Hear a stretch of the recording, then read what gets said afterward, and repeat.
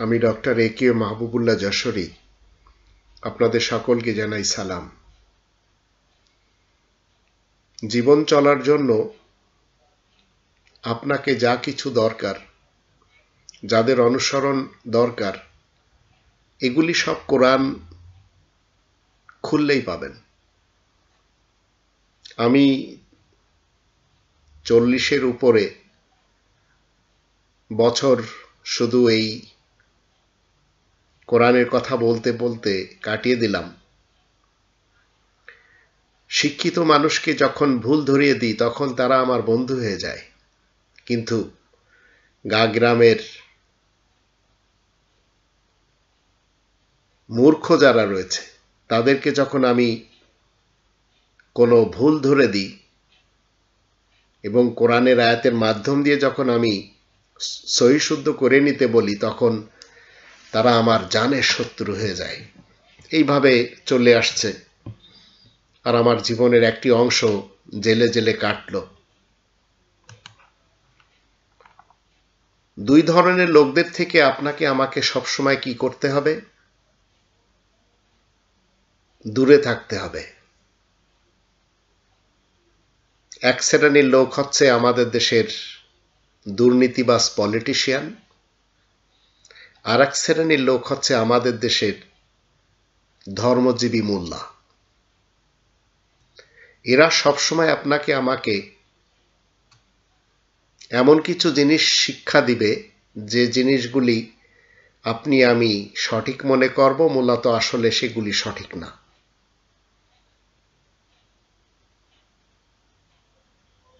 দুর্নীতিবাজ, দুষ্কৃতিকারী, ভ্রষ্টাচার এবং নৈরাজ্য সৃষ্টিকারী যত পলিটিশিয়ান রয়েছে, তারা আপনার সাথে নির্বাচন নিয়ে কথা বলবে, ভোট নিয়ে কথা বলবে, সংসদ নিয়ে কথা বলবে, নির্বাচন নিয়ে কথা বলবে, দ্রব্যমূল্যের ঊর্ধ্বগতি নিয়ে কথা বলবে, সুন্দরভাবে আপনাকে বুঝিয়ে দিবে। তদ্রূপ ধর্মজীবী মোল্লা আপনাকে আমাকে সবসময় বলবে আপনি আমি যেন কবরের আযাব বিশ্বাস করি, আপনি আমি যেন দাড়ি, টুপি, জুব্বা, পাগড়ি যারা পরে, পীর, বক্তা, হুজুর, এদেরকে যেন আমরা দান খয়রাত করি, এবং এদের যত প্রতিষ্ঠান রয়েছে, হোক সেটি ধর্মের খোয়ার, যাকে এক শ্রেণীর লোক মাদ্রাসা বলে, আর এক শ্রেণীর লোক বলে বলৎকার করার প্রতিষ্ঠান, এরা কখনো আপনাকে আমাকে, এই দুই শ্রেণীর লোক কখনো বলবে না যে আপনি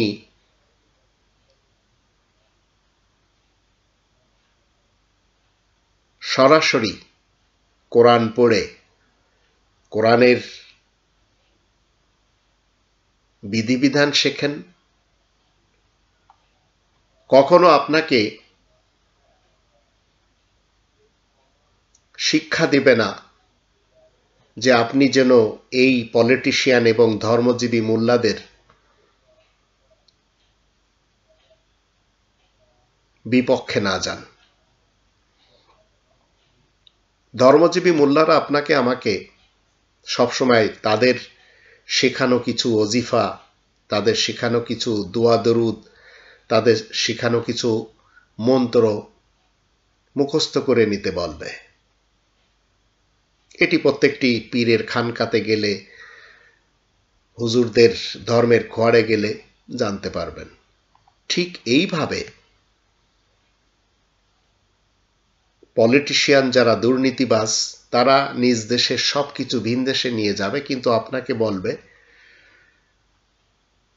আগামী 40 বছর পর আমরা সবাই স্বয়ংসম্পূর্ণ হব। তো মনে রাখবেন, এই দুই শ্রেণীর লোক, এরা হচ্ছে এমন ক্যানভাসার, এরা হচ্ছে এমন ভণ্ড যে পলিটিশিয়ানরা আপনাকে আমাকে শিক্ষা দিচ্ছে যে 2050-এ আমরা সবাই স্বয়ংসম্পূর্ণ হব। তো 2050 পর্যন্ত আপনি বাঁচবেন কিনা জানি না। তো আমরা সেই পলিটিশিয়ানদের কথা শুনে নাচি এবং তারা বলে 2050-এ আমাদের দেশ খাদ্য, বস্ত্র, শিক্ষা এগুলি স্বয়ংসম্পূর্ণ হবে। আর হুজুররা বলে 2070-এ পুরা বিশ্ব আমরা শাসন করব। কিন্তু আপনি জীবিত আছেন আজ 2023 সাল। আপনার উপরে আজ নরেন্দ্র মোদি, আপনার উপরে আজ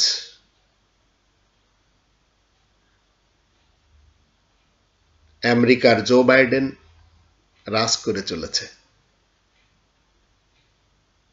আমাদের দেশে কখনো আর জন্ম নিবে বলে মনে হচ্ছে না বিদ্যাসাগরের মতো কোনো ব্যক্তি, রাজা রামমোহন রায়ের মতো কোনো ব্যক্তি, মাইকেল মধুসূদন দত্তের মতো কোনো ব্যক্তি, নেতাজি সুভাষচন্দ্র বসুর মতো কোনো ব্যক্তি। ডক্টর শহীদুল্লাহ সাহেব বলেছিলেন, সব কিছু আপনার ঠিক আছে, বড় বড় ডিগ্রি আছে, কিন্তু কোরআনের জ্ঞান নেই, আপনি মূর্খ। আল্লামা ইকবাল এবং আমাদের জাতীয় কবি নজরুল তিনি বলেছিলেন, এই দাড়িত্ব আর টিকিত্ব নিয়ে যে ধর্মগুলি চলছে এগুলি সমাজ কখনো পরিবর্তন করতে পারে না।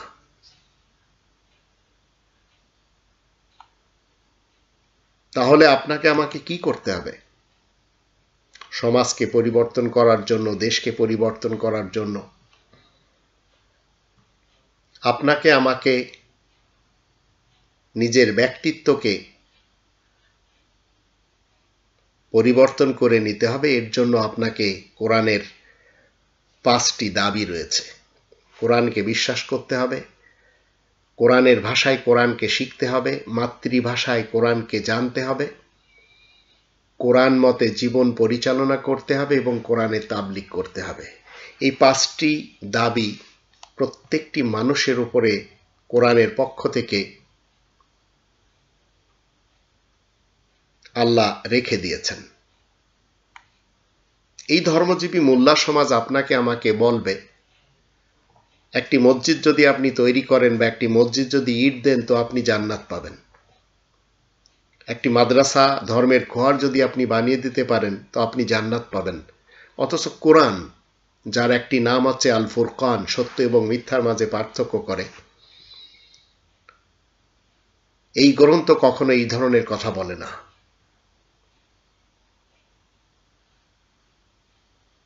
আর নিজের দেশকে রক্ষা না করে, নিজের দেশকে স্বয়ংসম্পূর্ণ না করে এমন কিছু পলিটিশিয়ান আছে যারা অন্যদেরকে ঋণ দেয়। তো এই অভিশপ্ত পলিটিশিয়ান এবং অভিশপ্ত ধর্মজীবী মোল্লা, এদের থেকে আপনাকে আমাকে সবসময় বেঁচে চলতে হবে।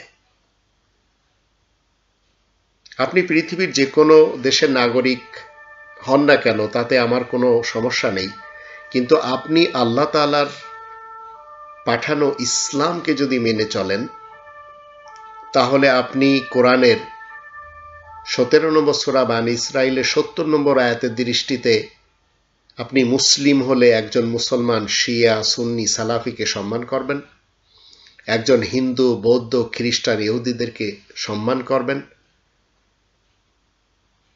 এটি কেন করবেন? কারণ কোরআন আপনাকে আমাকে শিক্ষা দিয়েছে। কি শিক্ষা দিয়েছে? ওয়ালাকাদ কাররামনা বানি আদম। বানি আদম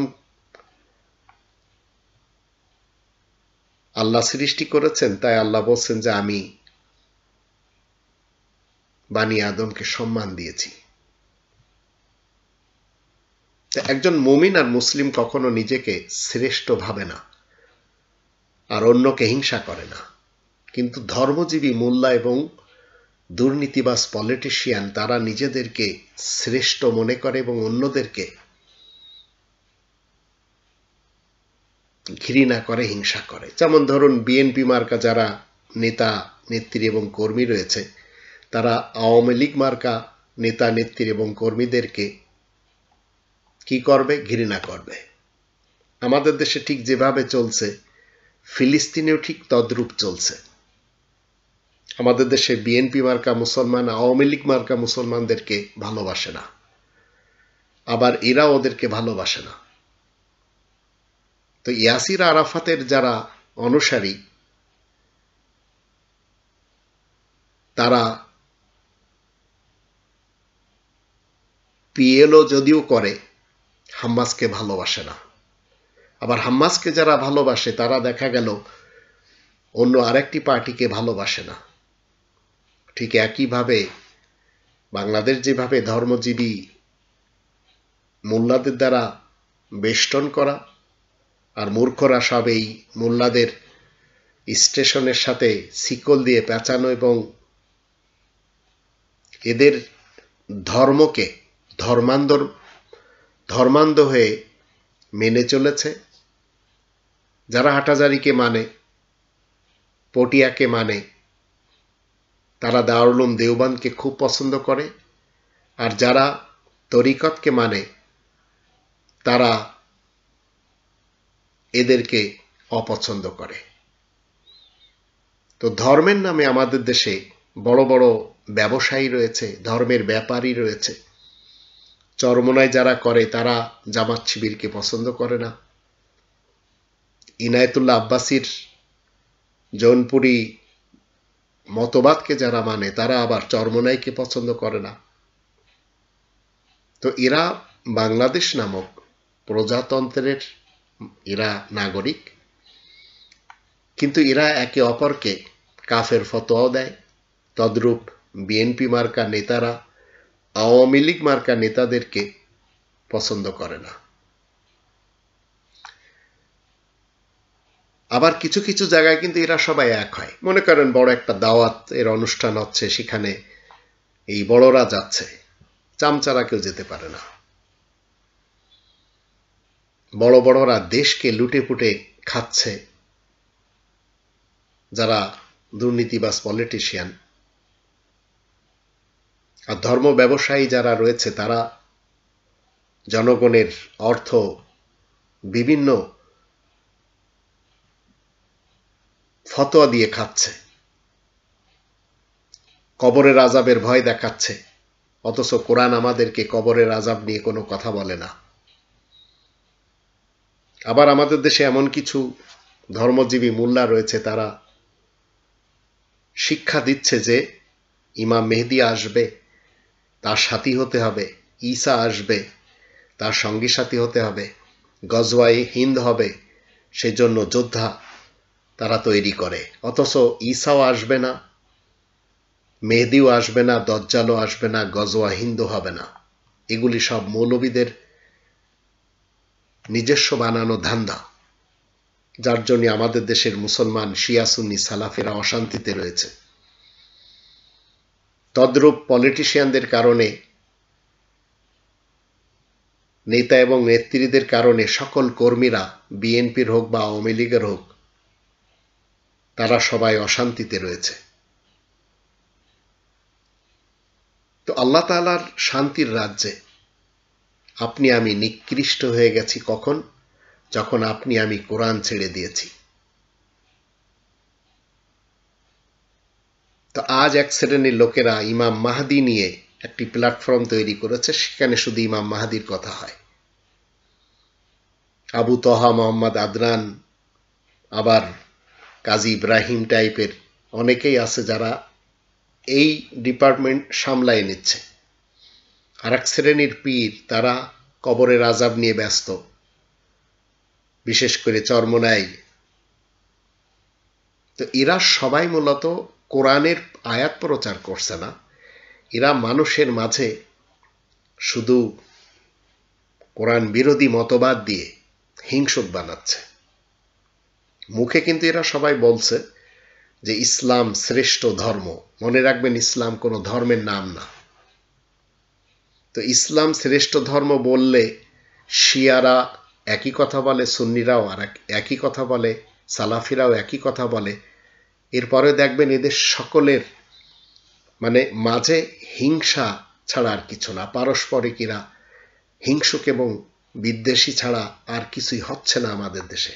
ছোট ছোট ছেলে মেয়েদেরকেও তারা ধর্মের খোয়াড়ে নিয়ে এইসব শিক্ষা দেয়। নতুন একটি পার্টি তৈরি হয়েছে, সেটি হিজবুত তাওহীদ। এরা দেখবেন যুদ্ধর কথা খুব বলবে, যোদ্ধা নারীদেরকে বানানোর জন্য ঘোড়ায় কিভাবে চড়তে হয়, তরোয়ার কিভাবে চালাতে হয়, এগুলির জন্য এদের মগজ ধুলাই করে। আর এর জন্য এদেরকে নিয়ে যায় বাংলাদেশ থেকে আরবের ভূমিতে, সেখানকার নারীদের 1400 বছর পূর্বের নারীদের সেই যুদ্ধ করার ইতিহাস শিক্ষা দেয়। তো এইভাবে আমাদের দেশটা গরিবে এবং গরিবত্বে ছেয়ে গেছে। মাদ্রাসার হুজুরদের কোনো জিনিসের অভাব নেই, হালাল হারাম এরা বলে না, ঠিক এদেরকে আবার সাপোর্ট করে এই পলিটিশিয়ানরা।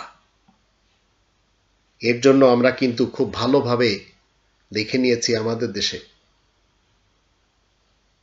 আল্লামা শফী, যে লোকটি জীবিতকালে অনেক কথা বলে গেছেন, শেখ হাসিনার প্রশংসা করেছেন, খালেদা জিয়ার বিপক্ষে কথা বলেছেন, জামাত শিবির শেষ হয়ে গেছে সেটাও বলেছেন। আবার নারায়ণগঞ্জের শামীম ওসমানের সাথেও এক শ্রেণীর উলামা সমাজ রয়েছে। আবার কিছু কিছু হুজুর সমাজ শেখ হাসিনাকে জান্নাতি বানিয়ে দিয়েছেন। কিন্তু এই হুজুর আর এই পলিটিশিয়ান এরাই আমাদের দেশটা লুটে পুটে খাচ্ছে। ধর্ম প্রচার করে যাচ্ছে ধর্মযাজকরা, যাদেরকে কোরআন 2 নম্বর সূরা আল বাকারার 174 নম্বর আয়াতে বলে এরা আগুনখোর। এরা কখনো সত্যিকার অর্থে হক্কানি আলেম হতেই পারে না।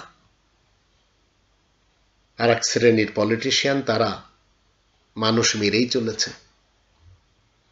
তো পলিটিশিয়ানদের কারণে আমরা দেখি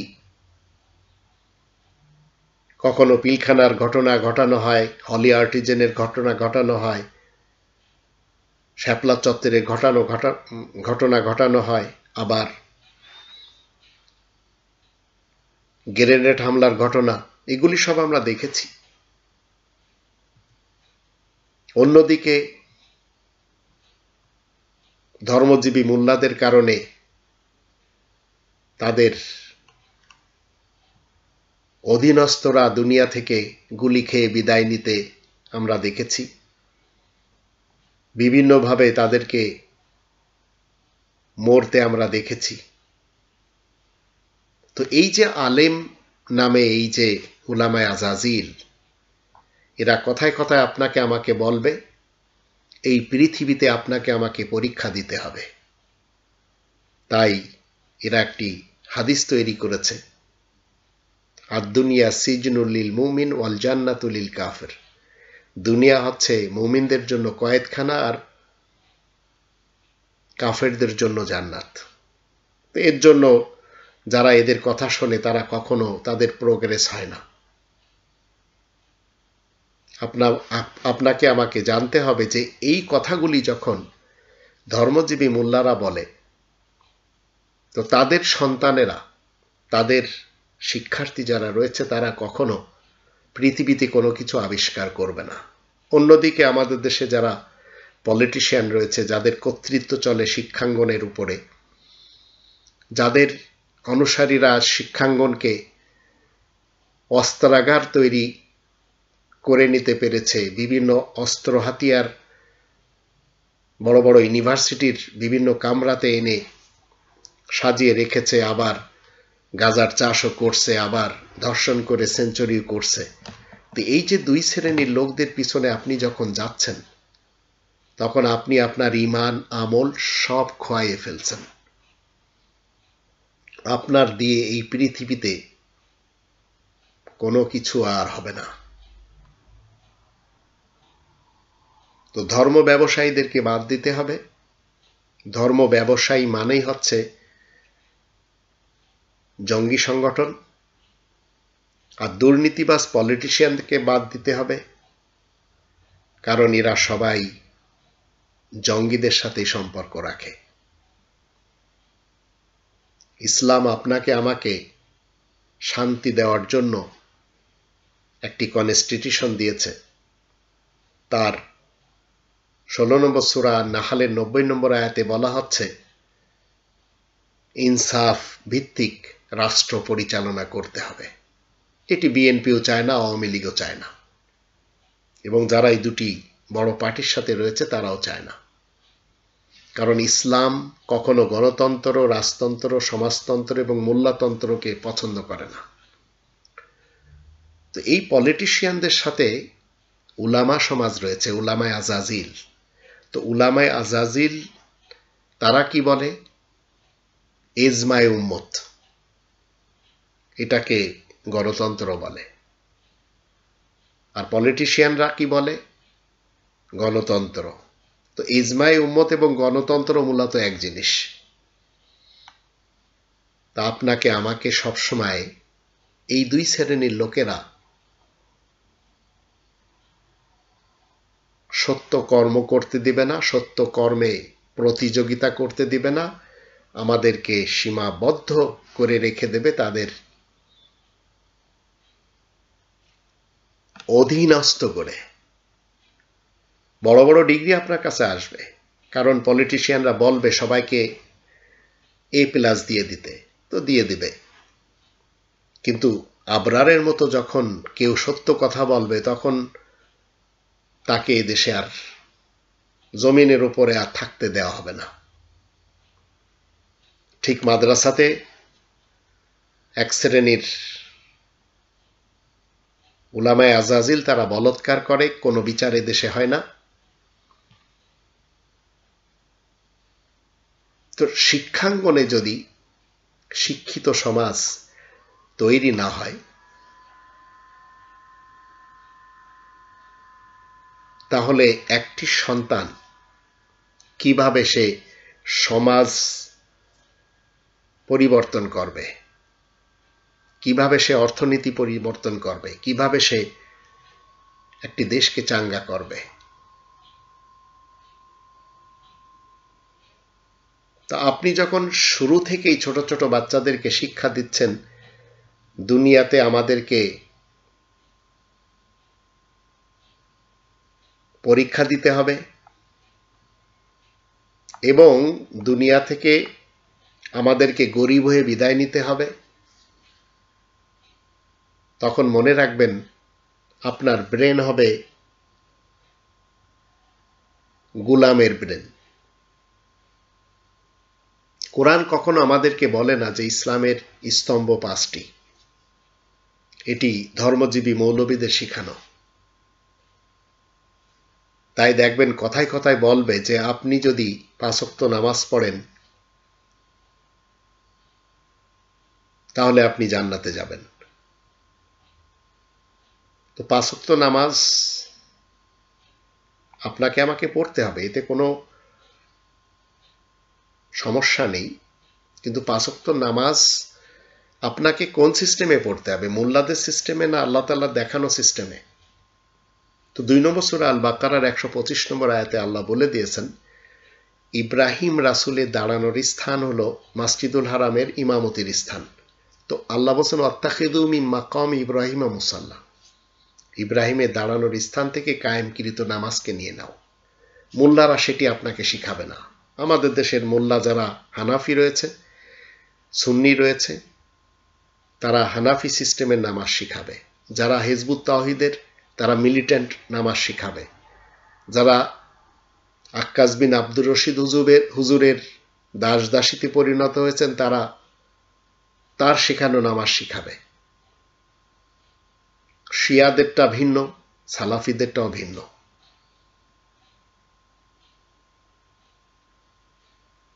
আবার যারা পলিটিশিয়ান তাদের মধ্যে কেউ সক্রেটিস, কেউ প্লেটো, কেউ অ্যারিস্টটল, কেউ আলবার্ট আইনস্টাইন, কেউ আইজাক নিউটন, কেউ নিকোমেশাস, কেউ হুমার, কেউ ওদিসি, কেউ ইবনে সিনা, কেউ জামি, কেউ রুমি, কেউ সাদি, কেউ আল ফারাবি, কেউ হুনাইন বিন ইসহাক, কেউ ইউহান্না, এসব তৈরি হতে দিবে না। কারণ শিক্ষিত সমাজ মূর্খদেরকে কখনো ভালো জায়গায় বসায় না। তো আজ পৃথিবীতে এই ধর্মজীবী মোল্লাদের যখন পোল খুলে দিয়েছিল সালমান রুশদি স্যাটানিক ভার্সেস লিখে,